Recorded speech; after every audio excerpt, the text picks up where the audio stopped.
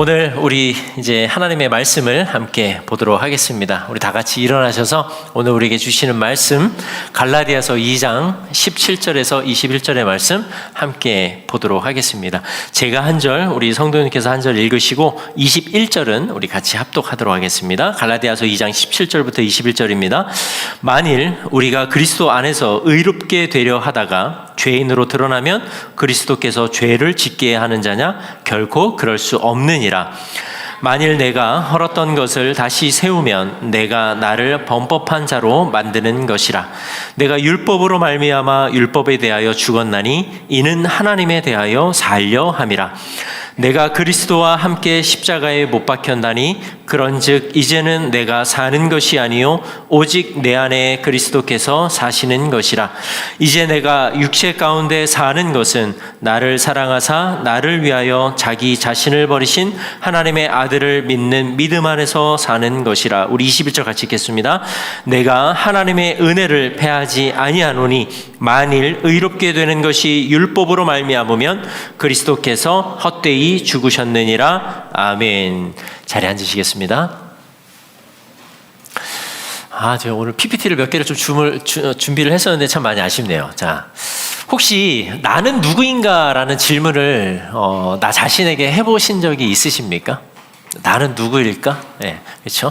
나는 누구일까? 언제 나는 누구일까를 많이 질문해 볼까요? 우리가 살면서. 아마 사춘기일 때 아닐까요? 사춘기 때. 이 사춘기를 지나면서 나는 도대체 누구일까? 나는 왜 태어났지? 나는 그럼 죽으면 어떻게 되는 건가? 나는 누구인가라는 나의 정체성에 대해서 사실은 질문을 많이 던지게 됩니다. 그래서 우리가 나는 누구인가라는 질문을 던질 때 그 답을 우리가 스스로 낼 때를 생각을 해보면은 대다수가 나의 신분과 나를 결부시켜서 이제 나는 누구다라는 이야기를 많이 합니다. 그래서 나는 누구의 아들, 아니면 나는 어떤 학생, 대학생, 아니면 고등학생, 신입사원, 이런 식으로 자기 자신을 어떤 그런 신분과 많이 결부시켜서 자신을 규정할 때가 많이 있습니다. 그런데 이 신분을 통해서 나 자신을 규정하는 것은요, 사실 무리가 좀 있습니다. 왜냐하면은 우리는 어느 곳에 있느냐에 따라서 우리의 역할, 그리고 우리의 그 역할은 결국에 나의 신분을 말해주기 때문에 우리는 어떤 내가 가지고 있는 지위나 위치에 따라서 나를 규정하는 것은 무리가 있습니다. 왜냐하면 우리는 또 중요한 이유는 우리는 개인이고 또 개인이 개별적인 존재이지만 우리는 사회적 그리고 관계 안에서 살아가는 존재이들이기 때문에 내가 속한 조직, 내가 속한 공동체, 내가 속한 어떤 가족, 그 안에서 내가 누구인가를 규정하는 것이 훨씬 더 우리에게는 쉬운 일이고 또 그것이 맞는 일이다라는 것입니다. 그래서 우리는 국가, 공동체, 아니면 가족, 내가 속한 조직을 통해서 우리 자신이 규정이 되는 것입니다. 예를 하나 들어보려고 합니다. 그래서 이순신 장군 잘 아시죠? 우리 이순신 장군이 1545년부터 1598년까지 살았던 어떤 조선 수군의 어떤 상징 같은 그런 위인인데, 자, 이순신 장군이 했었던 아주 유명한 말이 있죠. 아주 유명한 말 중에 특히 이제 명량해전을 앞두고 했었던 말들입니다. 보이시죠? 이게 유튜브는 안 나와서 좀 아쉬운데, 자, 신에게는 아직 12척의 배가 남아 있습니다. 이거 저희가 이제 명량해전을 몰라도 이 대사는 정도는 저희가 다 아는 것 같아요. 그죠? 그리고 이순신 장군이 이런 이야기를 했습니다. 난중일기에 국가가 존망의 위기에 처했을지라도 신은 죽음을 무릅쓰고 바다를 지킬 것입니다. 그리고 또 하나는요, 이순신 장군이 썼던 그 장계죠. 상소문에 이 정조한테 썼던 상소문이 있는데 그 상소문에도 굉장히 중요한 이야기를 하나 했는데 제가 여기 써놓지는 못했는데, 신은 죽고자 하나 나라를 위해서는 나는 싸움에 임할 뿐입니다라는 이야기를 합니다. 그러니까 나는 내가 죽기를 각오했다. 왜냐하면은 나라를 위해서 이것은 나에게 마땅한 것이기 때문에라는 이야기를 이제 정조의 그 장계의 상소문에 이제 올렸던 이제 중요한 이야기가 있습니다. 그 이야기뿐만 아니라 이 두 가지 명량해전을 앞두고 또 난중에 썼었던 이 내용들을 우리가 딱 보면요, 이순신 장군은 뭐와 자신을 지금 결부시켜서 자신의 신분을 규정하고 있습니까? 뭘 것 같아요? 나라죠. 국가입니다. 국가와 자신을 결부시켜서, 그러니까 자신의 정체성은 결국에 나라와 국가와 굉장히 밀접하게 연관지어져 있기 때문에 나의 운명은 이 나라와 함께 간다라는 것을 우리는 그의 어떤 삶 아니면 그가 했었던 말을 통해서 우리가 잘 알 수 있다라는 사실입니다. 그러니까 결국에는 조선이 망하면 나도 망하고 내가 죽는 것이고, 나라가 존재하면 나 역시도 살 수 있다라는 이야기를 하고 있는 것입니다. 이순신 장군의 정체성은 그래서 나라와 결부시켜서 나라와 함께 그의 정체성을 규정했었습니다. 또 한 명은 이제 조선보다는 훨씬 더 앞전의 사람인데요. 고려의 정몽주입니다. 고려 정몽주 잘 아시죠? 고려 정몽주. 고려 왕실이 부패해서 이성계가 이제 조선을 새롭게 만들려고 했을 때 이성계가 이제 정몽주한테 가서 나를 도와달라는 이야기를 합니다. 그런데 정몽주가 어떻게 하죠? 거절합니다.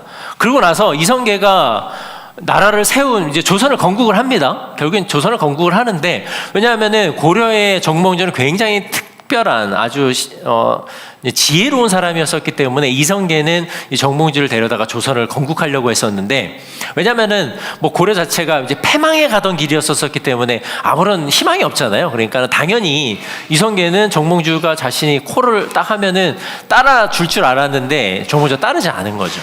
근데 그러고 났는데 나중에 이제 이성계 아들 태종 이방원이죠. 태종이 나중에 정도전을 다시 찾아갑니다. 자신이 왕이 되고 나서 다시 찾아가서 날 도와달라.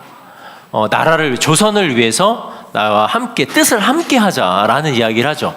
그러니까 이방원이 그때 정몽주에게 나와 뜻을 함께 하자, 조선을 위해서 힘을 모아달라라고 했었을 때 썼던 시가 있죠. 뭐죠 이게? 하여가죠. 하여가. 예. 서태지의 하여가 아니고요. 자, 하여가 했는데 서태지를 생각하셨다면은 아마 저랑 같은 시기를 살아오신 분인데, 이방원의 이 하여가입니다. 그리고 나서 정몽주가 답신을 하죠. 그게 바로 뭘까요? 단심가였습니다. 이 답사가로 썼던 이 단심가는 이렇게 기록이 되어 있습니다. 이 몸이 죽고 죽어 100번 고쳐주고 백골이 신토되어 넋이라도 있고 없고 임향한 일편단심이야 가실 줄이 있으랴. 정몽주는 지금 그의 정체성을 뭐랑 결부시켰어요? 지금? 뭐랑 결부시켰습니까? 그러니까 고려의 사신이었던 이 정몽주는 어떻게 내가 두 나라를 섬길 수 있겠냐라는 거죠. 나는 일편단심 고려에 나의 마음이 있다라는 것을 이제 이 이방원의 이 하여가를 듣고 나서 이제 답사가로 했었던데, 이 이방원이 착한 사람이에요? 못된 사람이에요? 네, 못된 사람입니다. 네, 뭐 제가 태조 이성계 개성군파 23대 손이어서 저랑 같은 집안의 사람이라고 이야기는 하지만 못된 사람이에요. 그래서 이방원이 어떻게 합니까? 정몽주를 어떻게 해요? 죽여버리죠, 그냥 아주. 네가 나의 말을 거부해? 하면서 이제 죽여버립니다. 정몽주는 자신의 정체성을 고려라는 나라에 두었습니다. 따라서 나의 정체성을 무너뜨리려 하는 그 어떤 이야기들을 정몽주 받아들일 수가 없었던 거죠. 내가 죽으면 죽었지 내가 조선을 섬길 수는 없다라는 거예요. 그러니까 자신의 정체성은요, 이렇게 굉장히 강력한 힘을 가지고 있습니다. 강력한 힘을 갖고 있는데 이순신 장군이나, 제가 예를 들었다, 이순신 장군이나 이방원, 이 정몽주나 모두는 나라와 자신을 결합시켜서 자신의 정체성을 규정을 했습니다. 그렇다면 우리는 이제 우리를 생각해 봤죠. 나는 그러면 누구인가? 나의 정체성은 무엇인가? 나는 그러면 대한민국과 얼마나, 내가 살고 있는 이 대한민국이라는 이 나라와 얼마나 나는 결합이 되어 있는가? 혹시 우리나라와 우리의 정체성을 규정하신 분이 계신가요? 있을 수도 있죠. 나는 우리나라가 나의 전부야. 제가 이런 표현을 해도 되는지 잘 모르겠는데 그냥 해볼게요. 하지 말까요? 그 왜 나라에 대한 이 애국심이 강력한 사람들을 뭐라 그러죠? 아니, 이게 좀 속어여서 제가 안 쓰겠습니다. 아무튼 나라를 위해서 국가를 위한 애국심과 충성심이 강한 사람들이 있죠. 뭐 예를 들면 국가를 위해서 충성한 사람, 군인이 될 수도 있고, 뭐 경찰이 될 수도 있고, 소방관이 될 수도 있고, 공무원이 될 수도 있고, 국회의원이 될 수도 있고, 대통령이 될 수도 있고. 그러니까 수많은 사람들이 국가를 위해서 희생하는 사람들은 그 자신의 정체성이 나라와 그 결을 같이 하고 있기 때문에 그런 일을 할 수 있는 것입니다. 그래서 국회의원이나 아니면 뭐 경찰이든 공무원이든 누군가가 그 자신의 직위를 잃어버리게 되면 굉장히 괴로워하죠. 한 예로다가 이제 군인들이 이제 참전용사, 예를 들어 뭐 6.25 참전용사가 계시고 뭐 베트남 참전용사가 계시고 나라를 위해서 싸우셨다가 희생하신 분들이 그분들의 삶을 이렇게 보면요, 참 많이 어렵죠. 왜냐하면 내가 국가를 위해서 했었다라는 그 자부심 하나로 살아가시기 때문에 다른 것들은 필요하게 여기지 않으셨던 거예요. 그러니까 저희 할아버지께서도 국가유공자셨는데 그렇게 뭐 이렇게 평탄한 인생을 사시진 않으신 것 같습니다. 제가 우리 할아버지의 인생을 다 알 수는 없습니다. 다만 이렇게 보면은 국가유공자 분들이라고 해서 다 평안한 삶을 사시진 않으신 것 같아요. 다만 내가 나라를 위해서 봉사했고 했다는 그 자부심 하나로 살아가시는 것 같은데, 우리의 정체성도 마찬가지입니다. 우리가 만약에 나라와 나의 정체성을 함께 하고 있다면 국가를 위해서 충성하는 게 맞습니다. 그다음에 내가 나라는 존재가 국가가 아닌 다른 것과 그 결을 같이 한다면 결국에는 우리는 그것을 위해서 또 살아가야 하는 것이 마땅합니다. 따라서 제가 말씀드리고 싶은 것은 나의 정체성, 우리의 정체성은 과연 어떤 것과 그 결을 같이 하고 있는가, 뭐와 링크가 되어 있는가, 이거를 생각해 볼 필요가 있다는 거죠. 혹시 지난주 설교 말씀은 기억 못 하셔도 되는데 지난주 설교 제목 혹시 기억나시나요? 지난주 설교 제목 뭐였죠? 모르세요? 네. 지난주 설교는 관계의 변화입니다. 자, 관계가 뭐 때문에 변화됐는지를 지난주에 말씀을 드렸거든요. 근데 오늘은 우리 자아의 변화입니다. 그렇다면 관계의 변화가 누구로부터 시작됐고 내 자아의 변화는 과연 또 누구로부터 어디서부터 시작됐는지를 우리가 알아야 할 필요가 있는데, 우리가 그리스도인으로서 우리의 정체성을 그렇다면은 그리스도인이라고 말을 할 수가 있겠는데, 우리의 정체성이 그리스도인이라면은 나의 정체성, 그리스도인은 도대체 누구와 무엇과 연결시켜야 나의 정체성을 보다 더 확실하게 표현할 수 있겠습니까? 누구와 연결시켜야 될까요? 뭐와 연결시켜야 될까요? 뭐겠죠? 뭐죠? 주님입니다. 예수님과 나를 연결시키지 않으면 나의 정체성은 설명할 수 있는 길이 없습니다. 내가 아무리 그리스도인이라고 이야기를 하더라도 내 삶이, 내 가치관이 예수님과 링크가 되어 있지 않으면, 연결되어 있지 않으면 나의 정체성은 무너질 수밖에 없는 거죠. 정체성이 무너지면 어떻게 되냐면은 여기 가서는 이런 모양으로 살고 저기 가서는 저런 모양으로 살고 저 뒤에 가서는 또 다른 모양으로 살아가게 되는 것입니다. 예수님과 내가 연결이 되어 있어야만 여기서든 저기서든 뒤에서든 앞에서든 우리는 그리스도인으로서 살아갈 수 있다라는 이야기예요. 오늘 본문에서 사도 바울이 그것을 이야기하고 있습니다. 내가 누구와 연결되어 있는지, 내가 그래서 누구 때문에 변화되었는지, 그 시작, 그 과정, 그 결말을 오늘 본문이 이야기를 하고 있는 것입니다. 먼저 제가 짧게 이 과정, 사도 바울이 갈라디아서 2장에서 이 이야기를, 오늘 본문의 이야기를 하기에 앞서서 갈라디아 교회에 어떤 상황들이 있었는지를 잠시 좀 살펴볼 필요가 있습니다. 왜냐하면 그것을 알아야 사도 바울이 지금 갈라디아 성도들에게 왜 이 이야기를 하고 있는지를 우리가 알 수 있기 때문입니다. 그래서 먼저 갈라디아 교회 당시 상황을 조금 설명을 드리겠습니다. 예루살렘과 갈라디아는 굉장히 멀리 떨어져 있습니다. 그 예루살렘과 멀리 떨어진 갈라디아 지역의 교회들 안에 뭐가 들어왔냐면 복음이 들어왔습니다. 복음이 들어오게 되니까 갈라디아 교인들, 성도들은 굉장히 그 복음 안에서 자유함을 누리게 됐죠. 기쁨을 누리게 되었습니다. 아, 주님이 우리의 메시아였구나. 그 메시아를 받아들임으로 인해서 그들은 굉장히 복음 안에서 자유로운 삶을 살고 있었습니다. 그런데 이 자유가 얼마 지나지 않아서 갈라디아 교회 안에 혼란이 생기기 시작을 합니다. 그 혼란을 야기시킨 이유가 뭐냐면은 그들 가운데 이런 이야기를 하는 사람들이 있습니다. 자, 예수를 믿는 게 중요하냐? 아니면 율법을 지키는 게 중요하냐? 할례를 받아야만 되느냐? 할례를 받지 않아야 되느냐? 할례를 받아야만 구원을 받은 것이냐? 할례를 받지 않아도 우리는 구원을 받은 것이냐? 이런 논쟁이 아니라 이런 질문들이 생겨나기 시작을 한 거예요. 자, 그렇다면은 우리한테도 한번 질문해 볼게요. 우리 교회 안에, 우리 공동체 안에도 믿음이 중요합니까? 율법이 중요합니까? 뭐가 더 중요해요? 믿음이 더 중요하죠.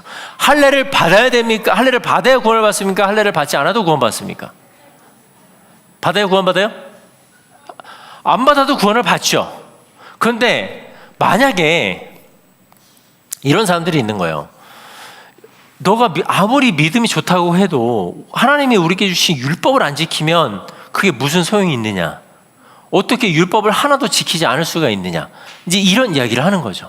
그러니까 거짓 복음, 잘못된 가르침, 교리들을 교회 안에서 말하기 시작을 하는 거예요.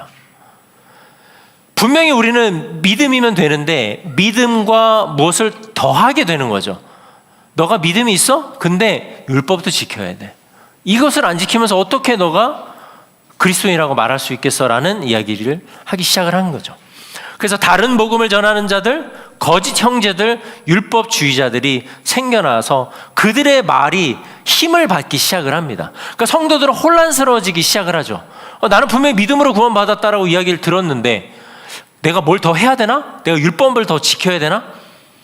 그래서 이 사실을 안 사도 바울이 이 분노와 안타까움을 담아서 갈라디아서를 쓰게 됩니다. 그래서 우리가 읽진 않았지만요, 갈라디아서 1장 6절에서 7절에 보면은 바울이 처음에 인사말을 한 다음에 6절 7절에서 이렇게 이야기를 합니다. 우리 한번 같이 읽어볼까요? 갈라디아서 1장 6절에서 7절. 그리스도의 은혜로 너희를 부르신 이를 이같이 속히 떠나 다른 복음을 따르는 것을 내가 이상하게 여기는도라. 다른 복음은 없나니 다만 어떤 사람들이 너희를 교란하여 그리스도의 복음을 변하게 하려 함이라. 그러니까 사도 바울이 정확하게 문제점을 진단하고 그것을 짚어서 성도들에게 이야기를 하고 있는 거죠. 그런데 문제가 하나 생깁니다. 이 말을 하고 나서 안디옥 교회에 하나의 사건이 벌어지게 되는데 베드로 때문에 생겨난 사건입니다. 베드로가 이방인들과 자유롭게 식사를 하고 있었습니다. 자, 베드로는 어디 사람이에요? 유대인이죠. 베드로가 유대인인데 이방인들과 식사를 하고 있습니다. 자, 당시에 갈라디아 교회 안에서 유대인과 이방인들이 같이 함께 식사를 하는 게 당연할까요? 당연하지 않을까요? 갈라디아 교회 안에서는 당연했죠. 왜냐? 이방인과 유대인들 간의 경계를 주님이 무너뜨리셨기 때문에. 당연히 그러니까 유대인들과 이방인들은 그 안에서 식사를 하는 것이 당연했어요. 그러니까 당연히 베드로도 이방인들과 식사를 하고 있었던 거죠. 그런데 사도 바울이 보니까, 사도 바울이 아니라 베드로는 당연히 내가 유대인들과 아무런 이제 거리낌이 없고 벽이 없으니까 내가 그들과 함께 식사하고 어울리는 게 저 문제점이 없게 된 거죠. 그런데 문제가 생겨요. 뭐냐면은 유대교 그리스도인들이 베드로 쪽으로 오기 시작을 한 거예요. 자, 이거 식사하고 있는데 이제 막 유대교 그리스도인이 찾아온 거죠. 그러니까 베드로가 어떻게 합니까? 이방인들을 떠나요. 이방인과 함께 식사하던 그 식사 자리를 떠납니다. 왜 그랬을까요? 베드로 안에도 찝찝함이 있었던 거죠. 내가 이 이방인들과 식사를 하는 거를 이 사람들이 좋게 볼까? 안 좋게 볼까? 고민이 됐겠죠. 그래서 사도 바울이 베드로를 힐난합니다. 그 내용이 1장 14절 중간부터 16절까지 되어 있는데 제가 빠르게 한번 읽어볼게요. PPT 준비되어 있는데 혹시 띄워주실 수 있으면 띄워주시면 감사하겠습니다. 1장 14절부터 보시면은 게바에게 이르되, 저기서부터 보시면 돼요. 게바에게 이르되 내가 유대인으로서 이방인을 따르고 유대인답게 살지 아니하면서 어찌하여 억지로 이방인을 유대인답게 살게 하려 하였노나. 우리는 본래 유대인이요 이방 죄인이 아니로되 사람이 의롭게 되는 것은 율법의 행위로 말미암음이 아니요 오직 예수 그리스도를 믿음으로 말미암은 줄 알므로 우리도 그리스도 예수를 믿나니 이는 우리가 율법의 행위로서가 아니고 그리스도를 믿음으로써 의롭다함을 얻으려 함이라. 율법의 행위로서는 의롭다함을 얻을 육체가 없느니라. 무슨 이야기냐면요, 사도 바울이 베드로 당신은 지금 복음을 믿는 것이 아니다라고 이야기하는 거예요. 너가 복음을 믿는다라고 말한다면은 이렇게 할 수 없다는 거죠. 당신은 유대 사람인데도 불구하고 당신조차도 율법을 다 지키지 않으면서 어떻게 이방인들에게 율법을 지키라고, 율법을 지켜야 한다라고 말할 수 있겠냐라고 이야기를 하고 있는 겁니다. 그러면서 가장 중요한 이야기를 합니다. 사람이 의롭게 되는 것은 율법의 행위가 아니라 오직 예수 그리스도를 믿음으로 되는 것이다. 여기서 바울이 한 건 더 나아갑니다. 바울은 단지 교리만을 말하지 않습니다. 교리만을 말하는 것이 아니라 예수 그리스도를 믿음으로 말미암아 변화된 자신의 존재, 그러니까 나의 존재, 나의 정체성, 내가 누구인지를 다시 한번 설명을 하는데, 나는 그리스도 안에서 죽었기 때문에 나는 그리스도인이다. 나는 그리스도의 사람이 되었다라고 자신의 변화된 정체성 그리고 자신의 삶을 고백합니다. 그리고 나서는 오늘 본문 2장 17절에서 21절에서 내가 이렇게 말하는 이유가 있다라고 이야기를 해요. 내가 왜 이렇게 말할 수밖에 없는지, 왜 이것이 나를 변화시켰는지 설명을 합니다. 원인, 과정, 결말을 오늘 본문에서 설명을 하는데, 오늘 본문을 다시 한번 보시면은 오늘 본문 17절에서 18절에 보시면은 의롭게 된 자의 삶에 대해서 이야기를 합니다. 우리 17절을 다시 한번 읽어보도록 하겠습니다. 우리 17절 같이 한번 읽어봅니다. 시작. 만일 우리가 그리스도 안에서 의롭게 되려 하다가 죄인으로 드러나면 그리스도께서 죄를 짓게 하는 자냐? 결코 그럴 수 없느니라. 만일 내가 헐었던 것을 다시 세우면 내가 나를 범법한 자로 만드는 것이라. 아멘. 바울이요, 수사학적 질문으로 이렇게 이야기를 합니다. 말도 안 되는 소리 하지 마. 만약에 그리스도가 죄를 짓게 하는 분이라면은 그리스도가 그리스도겠냐? 라고 이야기를 하는 거예요. 그럴 수 없다는 이야기죠.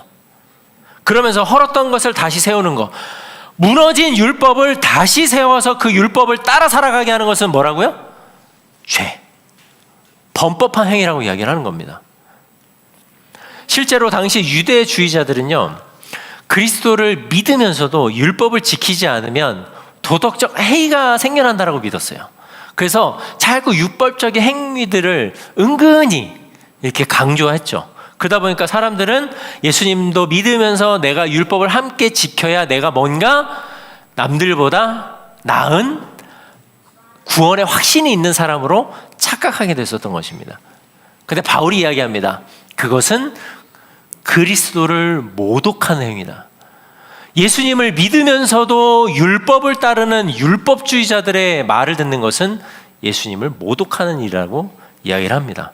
그래서 다시 율법으로 돌아가는 것, 그 무너진 것을 다시 세우는 것은 죄야 라고 사도 바울이 강력하게 이야기하고 있는 거죠. 여기에서 바울이 좀 더 자세한 이야기를 19절에 합니다. 우리 19절 말씀을 한번 같이 읽어봅니다. 시작. 내가 율법으로 말미암아 율법에 대하여 죽었나니 이는 하나님에 대하여 살려 함이라. 아멘. 바울이 말하는 건요, 나는 율법으로 말미암아 율법에 대하여 죽었다라는 것입니다. 그러니까 이제 더 이상 나는 율법의 통치 아래, 율법의 어떤 그 권위 아래 있는 것이 아니다. 나는 그러한 자가 아니라, 율법을 따른 자가 아니라는 것을 이야기를 해요. 왜냐하면 나는 그리스도와 함께 십자가에 못 박힌 자이기 때문이라고 이야기를 합니다. 그러니까 이 말은요, 결국에는 율법은 누구도 의롭게 할 수 없다라는 것을 이야기하면서 율법조차도 우리에게 무언가를 요구할 수 없다라는 걸 이야기하는 거예요. 그런데 아이러니한 게 한 가지가 있습니다. 율법으로 말미암아 율법에 대하여 죽었나니, 그러니까 이 말뜻을 우리가 이해할 필요가 있는데, 아까 제가 좀 전에도 말씀드렸지만 율법을 향하여 죽었다라는 것은 결국 율법을 완성시킨 예수 그리스도를 우리가 인지하고 그 예수 그리스도를 따르는 삶. 율법에 대해서는, 구약의 율법에 대해서는 죽고 이제 나는 새로운 율법이 되신 그 예수 그리스도를 따르는 삶을 살겠노라, 이렇게 고백을 하고 있는 것입니다. 그래서 그의 삶을 이렇게 이야기할 수 있겠죠. 도식화시켜 보면은 율법 중심의 삶을 살았던 바울은 이제 다시 예수 그리스도 중심적인 삶을 살게 되었다는 것입니다. 율법에 대해 죽었기 때문에 이제는 예수를 위해서 사는 것이 그의 삶이 되어버린 거죠. 왜요? 그의 정체성이 바뀌었기 때문에. 그리고 이어지는 20절에 보시면은 이 19절의 의미를 조금 더 자세하게 설명을 합니다. 20절 말씀은 갈라디아서 전체의 핵심이 되는 말인데, 우리 같이 20절 말씀을 함께 같이 한번 합독으로 읽어보도록 하겠습니다. 함께 읽어봅니다. 시작. 내가 그리스도와 함께 못 박혔나니 그런즉 이제는 내가 사는 것이 아니요 오직 내 안에 그리스도께서 사시는 것이라. 이제 내가 육체 가운데 사는 것은 나를 사랑하사 나를 위하여 자기 자신을 버리신 하나님의 아들을 믿는 믿음 안에서 사는 것이라. 아멘. 바울은요, 이 말씀에서 내가 그리스도와 함께 십자가에 못 박혔나니 라는 표현을 합니다. 그리스도께서 십자가에 죽으신 것 같이 나도 그와 함께 십자가에서 죽었다. 특히 여기에서요, 십자가에 못 박혔나니 라는 이 말이 있는데요, 이 말이 헬라어 원어로 보면요, 쉬네스타우로마이라는 이 헬라어 단어인데, 이게 현재 완료 수동태거든요. 자, 현재 완료 수동태이기 때문에 우리가 어떻게 이해를 해야 되느냐, 내가 십자가에 못 박혔나니 라는 이 말은요, 이렇게 이해하시면 됩니다. 나는 과거에 예수 그리스도를 나의 구주로 모셨을 때 나는 십자가에 못 박혔어. 그런데 여전히 나는 십자가에 못 박혀 있는 상태야 라는 이야기입니다. 내가 십자가에 못 박혔나니 라는 이 말은, 그래서 사도 바울은 이 쉬네스토우로마이라는 이 단어는 결국에는 나는 여전히, 그리고 앞으로도 계속해서 십자가에 못 박힌 채로 살아갈 거라는 것을 고백한 것입니다. 바울은 이전에 그리스도를 만남으로써 그래서 자신의 옛사람이 이제 죽었다라고 이야기를 합니다. 내가 십자가에 못 박혔기 때문에, 그리고 앞으로도 나는 계속해서 십자가에 못 박혀서 살아갈 것이기 때문에 옛사람은 죽었고, 그리고 내 변화는 완전히 옛사람이 아니라 옛사람이 죽었기 때문에 전혀 새로운 사람이 되었다라고 이야기를 하고 있는 것입니다. 그리고 바울은 가장 중요한 이야기를 합니다. 내 안에 누가 살아요? 그리스도께서. 내 안에 그리스도께서 사신다라고 이야기합니다. 내가 십자가에 못 박혔고 앞으로도 나는 주님과 함께 십자가에 못 박혀 살 것인데, 나는 나로 살아가는 것이 아니라 이제 내 안에 그리스도가 산다라고 고백을 합니다. 이 엄청난 이 위대한 선언을 사도 바울이 하게 되는데, 이 선언은 이런 겁니다. 주님이 영으로서 나와 함께 계시는데 이 주님은 결코 나를 떠나지 아니하시는, 그렇기 때문에 나조차도, 나 역시도 주님을 떠나지 않을 것이다. 내 안에 그리스도가 산다라는 것은 바로 이런 의미였습니다. 사랑하는 성도 여러분, 우리 안에 예수가 있나요? 주님은 우리를 떠나지 아니하십니다. 주님이 우리 안에 계신다면 주님은 우리를 절대 떠나지 않으십니다. 중요한 건 근데요, 우리도 주님을 떠날 수 없다는 거예요. 내가 다시 옛사람으로 돌아가고 싶어도 돌아갈 수가 없습니다. 다시 옛사람으로 돌아갈 수 있는 길이 없다라는 이야기입니다. 그런데 예수께서 자신 안에 사시는데도 불구하고 바울은 이런 이야기를 합니다. 자세히 보시면요, 이제 내가 육체 가운데 사는 것은 이라는 말을 해요. 주님이 나와 함께하고 계시고 내가 주님이 나를 떠나지 아니하시고 나도 주님을 떠날 수 없는데 왜 내가 육체 가운데 살아간다라는 이야기를 할까요? 이것은 옛사람이었었던 어떤 정욕을 따라서 아니면 욕심과 죄를 따라서 살아가는 그 부정한 육체를 의미하는 것이 아니라, 주님이 내 안에 사시지만, 주님이 나와 동행하시고 나도 주님과 동행하지만 나는 여전히 이 죄인된 육체를 가지고 이 땅에서 살아가는 나의 현실을 고백하고 있는 겁니다. 예수를 믿으면 나의 삶이, 그래서요, 이 굉장히 중요한 포인트입니다. 예수를 믿으면요, 복을 받고 형통하고 모든 것이 다 만사형통하고 다 잘 될 것 같잖아요. 그렇지 않나요?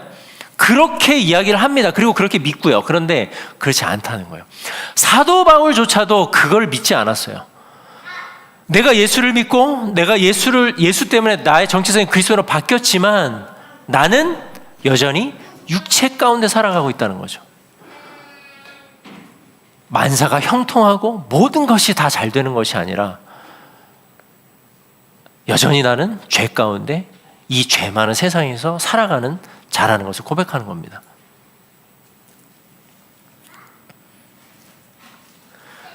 다만 그의 인생의 목적이 완전히 바뀌었다라는 거죠. 그런데 이어서 사도 바울이 이런 이야기를 합니다. 나를 사랑하사 나를 위하여 자기 자신을 버리신 하나님의 아들을 믿는 믿음 안에서 사는 것이다. 그는 내가 비록 연약한 육체를 가지고 살아가지만 나를 사랑하사 나를 위하여 자기 자신을 버리신 하나님의 아들을 믿는 믿음 안에서, 그 그리스도 예수 안에서 살아간다라고 이야기를 하고 있습니다.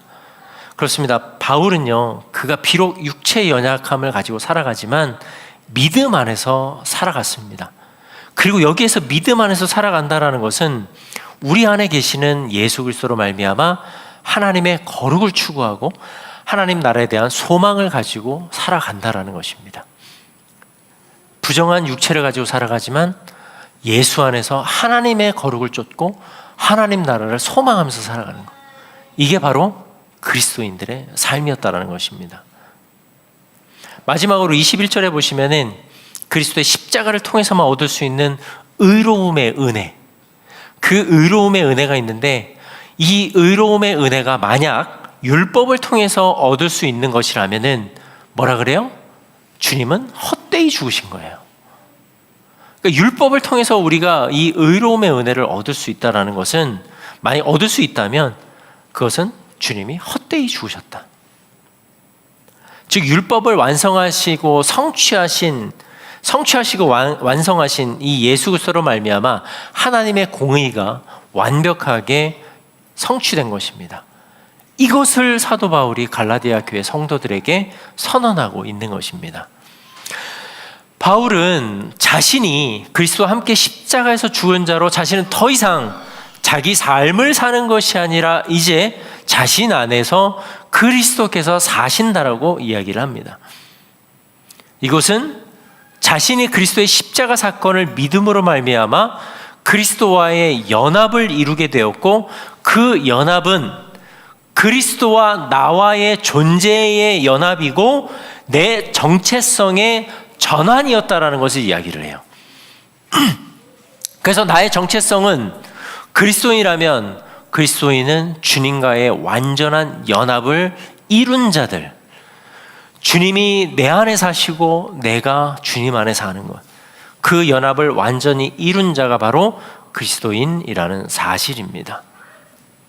이 서신을 통해서 우리는 이제 율법의 행위가 아닌 나를 사랑하신 그리스도에 대한 믿음으로 살아가는 그리스도인이 되었습니다. 우리도 이것을 믿기 때문에 주님을 우리의 구주라고 믿었던 겁니다.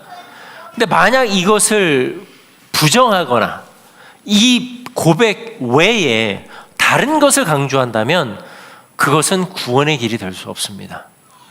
만약에 더 다른 것을 쫓는다면은 주님은 헛되이 죽으신 겁니다. 근데 많은 이단이 그렇죠. 예수님을 믿는 것 외에 다른 것들을 요구합니다. 그거를 해야만 구원을 받을 수 있다라고. 그래서 이단이 잘못했다라고 이야기를 하는 것이고, 그 이단은요, 우리가 쉽게 구분할 수 있습니다. 그냥 이거 물어보면 됩니다. 어떻게 구원 얻을 수 있어요? 어떻게 하면 나 천국 갈 수 있습니까? 물어보면 됩니다. 근데 예수님 믿어야 되고요, 뭐 해야 된다 그러면 그건 이단이에요. 예수님만 믿으면 된다라고 하는 것은 우리 정통교리고요, 우리 기독교고 개신교고, 그런데 그 외에 다른 것을 요구하고 더 노력해야 된다는 것을 한다면 그것은 이단입니다. 그건 율법도 아니고요, 잘못된 교리죠. 그래서 사랑하는 애주야 처치 우리 가족 여러분, 사도 바울의 이 자아의 변화, 이 자신이 무엇 때문에 변화되었고 어떠한 삶을 살아가고 나는 앞으로 어떤 삶을 살 거라는 것을, 어떤 자신의 변화된 삶을 이 갈라디아서 2장 17절에서 21절에서 계속해서 이야기하고 있는데, 우리가 이 사도 바울의 고백이 우리에게 생소하지 않은 이유는 뭐냐면요, 우리도 이와 같은 변화를 경험했기 때문입니다. 예수님은 우리는 믿음으로 말미암아 우리의 자아가 완전히 변화되었죠. 우리의 정체성이 변화되었습니다. 저 역시도 마찬가지고 이 자리에 함께한 우리 애주야 처치 가족 모든 분들은 이 변화를 경험하신 분들입니다. 당연히 이 자아의 변화가 있었기 때문에 이제는 우리는 옛 구습을 따라, 옛 자아를 따라 살아갈 수 없게 된 거죠. 옛 죄의 습성을 따라서 살아갈 수 없게 되었습니다. 그런데 문제는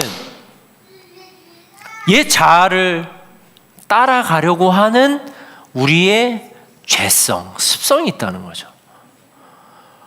나는 분명히 주님과 믿음으로 연합되어서 나는 그리스도인이 되었는데 왜 나는 옛 정욕을 따라, 옛 죄의 습성을 따라 살아가고 있는 것일까요? 그러면 내가 구원받은 것이 아닌가? 나한테 있는 믿음이 가짜인가? 의심되지 않을까요? 의심되십니까? 의심되지 않으십니까? 어떠세요?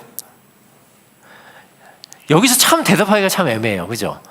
내 삶을 돌아보면 내가 구원을 받았다는 게 맞는가? 제가 단호하게 말씀드립니다.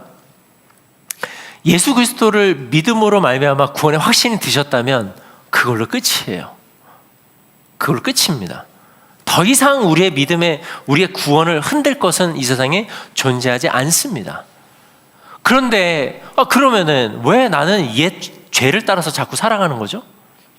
왜일까요? 왜 우리는 옛 자아를 따르면서 살아가고 있는 것일까요?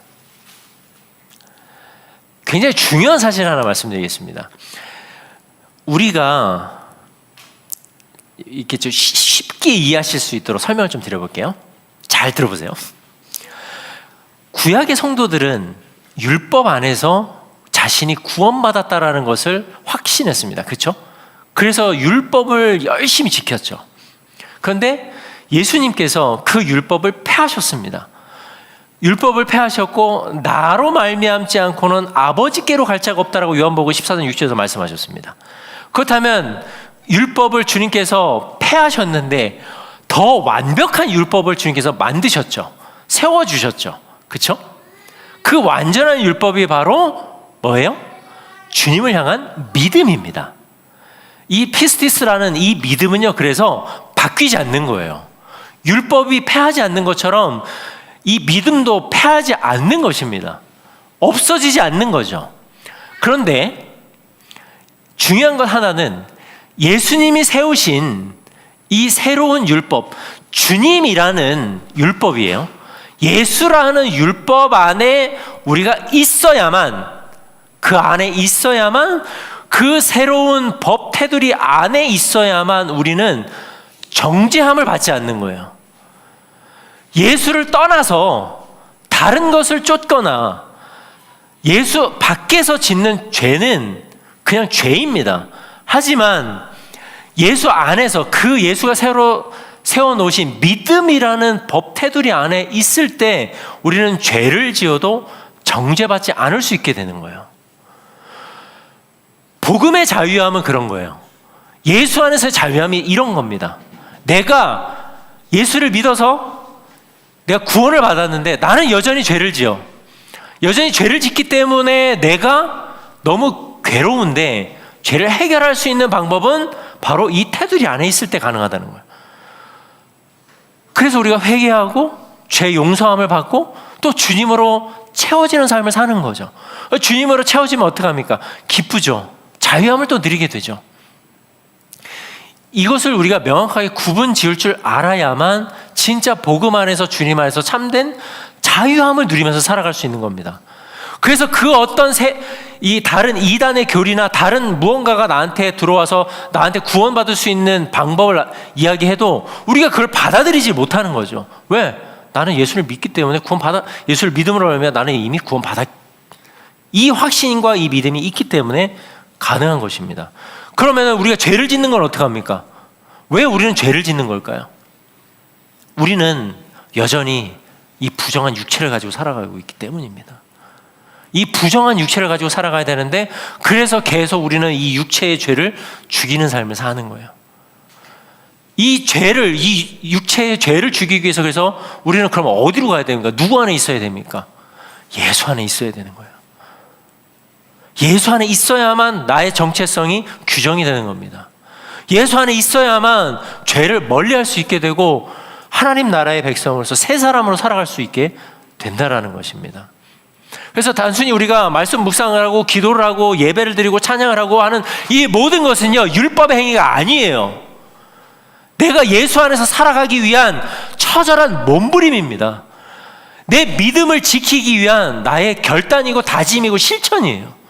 이것을 소홀히 해서 우리가 하나님으로부터 자꾸 멀어지려고 하고 죄를 따라서 살아가게 되는 거예요.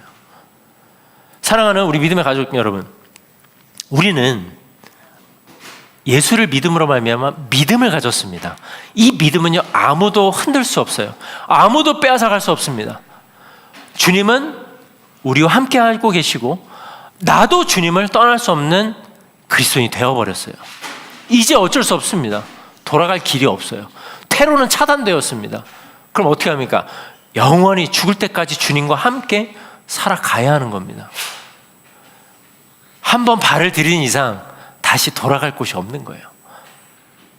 얼마나 기쁜 일입니까, 이게 우리가 주님을 믿음으로 말미암아 우리에게 주어진 은혜요 기쁨입니다. 그런데 우리가 예수 안에서 살아가는 거 단순히 그래서 우리가 어떤 종교적인 표현이 아니라 우리가 예수 안에서 살아간다라는 것은 나의 정체성을 드러내는 고백이에요. 그리고 내가 그리스도인이라는 것을 만천하에 선언하는 그런 내용입니다. 따라서 우리의 존재가 나는 그리스도와 연합된 자.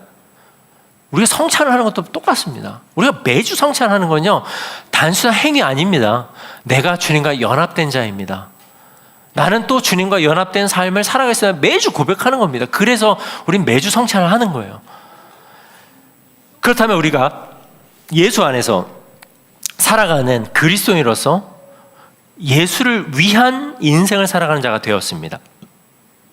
그렇다면 우리는 우리의 인생에 어떠한 열매가 있어야 될까요? 첫 번째는요, 첫 번째 나오면 이제 거의 끝날 것 같은데 이제 여기서부터 시작이죠. 자, 첫 번째입니다. 우리는 이미 새로운 피조물이 되었습니다. 그렇다면 새로운 피조물로서의 합당한 삶을 살아야 합니다. 우리 말씀 한 구절 찾아보겠습니다. 고린도후서 5장 17절입니다. 고린도후서 5장 17절 우리 앞을 보셔도 되고요. 함께 읽어보겠습니다. 시작. 그런즉 누구든지 그리스도 안에 있으면 새로운 피조물이라 이전 것은 지나갔으니 보라 새 것이 되었도다. 아멘. 이전에는 우리는 죄인이었죠. 그런데 그리스도 안에 있으면 새로운 피조물이라고 이야기를 합니다. 나의 존재의 기반이 이제는 세상이 아닌 예수가 되었을 때 가능한 일이에요. 그러니까 예수 안에 있다라는 것은, 그러니까 내가 단순히 예수 안에 이렇게 점프해서 들어가는 것이 아니라 내 삶의 모든 기반은 다 예수 위에 세워지는 거예요. 예수로 말미암아 생각하고 말하고 행동하고 내 삶은 그 예수 위에서 모든 것이 실천되는 인생. 그게 바로 새로운 피조물의 삶인 것입니다. 그러니까 내 삶의 기반이, 내 존재의 기반이 예수이기 때문에 나는 새로운 피조물로서의 합당한 삶을 살아가는 것. 이것이 우리가 예수 안에 있는 자로서의 마땅한 삶. 이 삶을 살 때 주님이 원하시는, 그리고 주님이 기뻐하시는 열매를 우리는 맺을 수 있게 되는 것입니다. 세상은 우리로 하여금 세상의 이치를 따라가 세상의 논리로 살아가라고 이야기를 합니다. 그런데 우리는 그렇게 할 수 없죠. 왜? 우리는 세상에 발을 딛고 살아가지만 우리의 존재의 기반 자체는 누구이기 때문에? 예수님이기 때문이에요. 예수님이기 때문에 예수 위에서 모든 것들이 파생되어야 되는 것입니다. 예수 위에서 모든 것들이 이루어져야 된다는 거예요. 따라서 새로운 피조물을 우리는 세상이 말하고 인정하고 높게 평가하는 그런 가치들보다 하나님을 더 사랑하고 하나님께만 인정받는 삶을 더 귀하게 여기며 그분의 영광을 위해서 살아가는 것이 우리의 삶이 되어야 한다는 것이에요. 두 번째는요, 예수님과 연합된 존재로서의 합당한 삶을 살아야 됩니다. 우리 말씀 한 구절 보겠습니다. 요한복음 15장 5절 말씀입니다. 함께 있습니다. 시작. 나는 포도나무요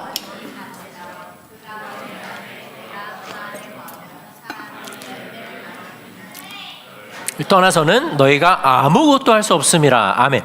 여기에서 보시면요, 가장 중요한 이 문장이 뭐냐면, 그가 내 안에 내가 그 안에 거하면 사람이 열매를 많이 맺나니 나를 떠나서는 너희가 아무것도 할 수 없느니라.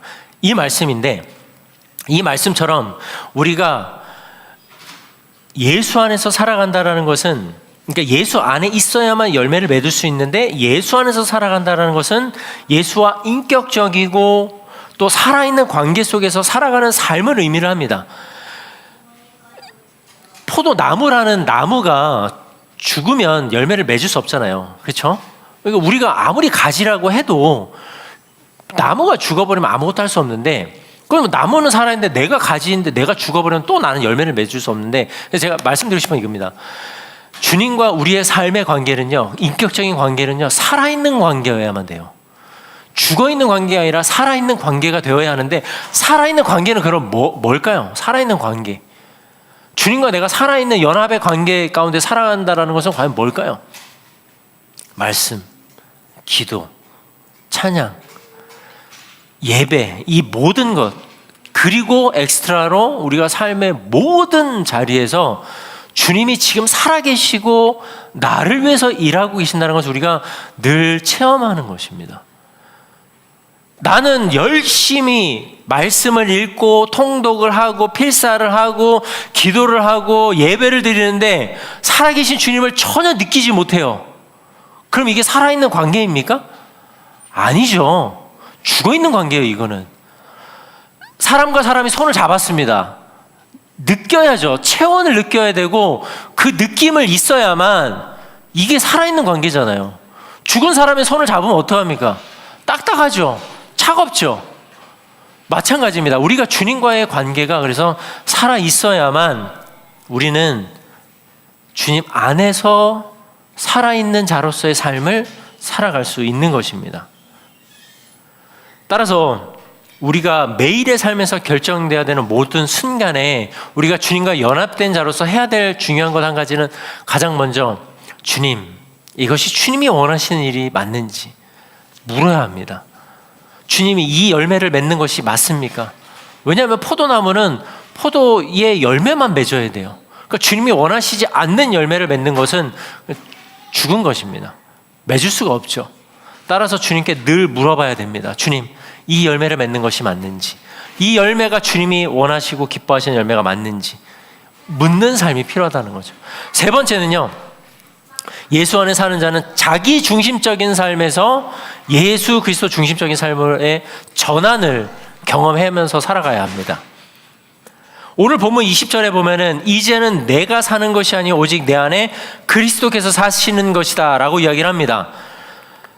사도 바울은 내 인생의 삶의 주인이 나였고 율법이었어요. 유대교였었어요. 그런데 오직 내 안에 그리스도께서 사신다라고 이야기를 합니다. 이것은 이제 내가 더 이상 내가 아니고 율법이 아니고 유대교가 아니라 예수님으로 바뀌었다는 것을 이야기하는 거예요. 사랑하는 성도 여러분, 우리의 중심, 우리 인생의 중심, 나의 중심 누가 되어야 합니까? 예수님이에요. 내가 절대 아니란 이야기죠. 그리스도인은 오직 예수를 위해서 살아가는 자입니다. 예수 중심적인 삶을 살아가야 되고, 주님이 어떠한 생각과 어떤 마음과 뜻을 가지고 살아가는지를 묻고 그 주님 중심으로 살아가는 삶을 사는 자들입니다. 한 가정에 아기가 태어납니다. 자, 우리 지환이가 태어났어요. 지환이 태어난 지 1년 좀 넘었습니다. 그전에는 우리의 삶이 그 아기가 있었을 이전의 삶은 어때요? 내가 하고 싶은 거, 내가 뭐 할 수 있는 것들을 목적으로 하고 살았죠. 그런데 아기가 태어나니까 어떻게 돼요? 완전 아기 중심으로 다 바뀌는 거예요. 아기 때문에 내가 하고 싶은 거 다 포기하게 되죠. 아기 때문에 내가 가고 싶은 데를 못 가게 되죠. 만나고 싶은 사람도 못 만나게 되고. 한 가정이 아기가 태어나면 아기 중심으로 다 바뀝니다. 마찬가지예요. 우리 안에 원래는 나였는데 내 안에 예수가 들어왔습니다. 예수를 믿게 되었어요. 그러면 이제 우리는 누구 중심으로 살아가요? 다 바뀌어야 되는 거예요. 예수 중심으로. 예수님 때문에 난 예수님 때문에 이걸 해야 되고 난 예수님 때문에 이걸 못하고 다 바뀌어야 된다는 거죠. 포기하고 열심을 내고 하는 것이 다 누구를 위해서요? 예수님이에요.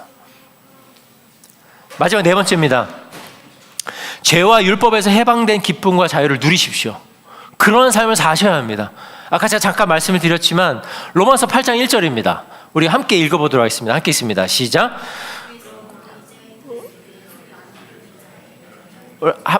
한 번만 다시 읽어보겠습니다. 시작. 그러므로 이제 그리스도 예수 안에 있는 자에게는 결코 정죄함이 없나니. 예수 안에 사는 삶은요, 이전과는 전혀 새로운 삶으로 규정이 되었습니다. 규정이 되었기 때문에 더 이상의 죄책감과 정죄에서 벗어난 자유의 삶을 살아갈 수 있는 것입니다. 따라서 예수 안에서 살아가는 우리가 살면서 하는 어떤 실수나 실패 이런 것들이 있을 수 있겠지만 우리는 다시 예수 안에 있기 때문에 정죄함조차 율법조차 우리를 정죄하지 못하기 때문에 우리는 다시 주님 앞으로 나아갈 수 있게 되었다는 것입니다. 그렇다고 해서 이제 죄를 지어도 돼? 이게 아닙니다. 우리 안에 예수가 있다면 우리가 죄를 짓고 아무렇지 않을 수가 없는 거죠. 예수가 있다면 죄를 짓고 괴로워야죠. 왜냐하면 우리 안에 예수가 계시기 때문입니다. 그 살아계신 주님이 계시기 때문입니다. 그 주님과의 나와의 관계를 해서 무너뜨리고 멀어지게 하려고 하는 것들이 있다면 그거를 끊어내시기 바랍니다. 우리 안에 예수, 우리 안에 있는 주님은 또 우리가 주님 안에 있을 때에 작동되는 힘은 이 모든 것들로부터 우리를 멀어지게 만든다는 거예요. 대신 누구와 더 가깝게 만듭니까? 주님과 가깝게 만드는 것입니다. 우리 주님 안에 있을 때에 누리는 참된 복음의 자유, 구원의 자유, 그것을 누리시고 또 우리의 정체성이 주님 때문에 그렇게 변화되었다면 그 변화된 그리스도인으로서의 마땅한 삶을 사셔서 주님이 기뻐하시고 원하시는 그 열매를 우리의 삶 가운데 꼭 맺으시는 복된 삶을 살아가시기를 주님의 이름으로 축복합니다. 우리의 삶의 기반이 예수입니다. 그 예수 안에서 벗어나지 마시고 예수 안에서 늘 살아가시는 저와 여러분들 되실 수 있기를 간절히 주님의 이름으로 축복합니다.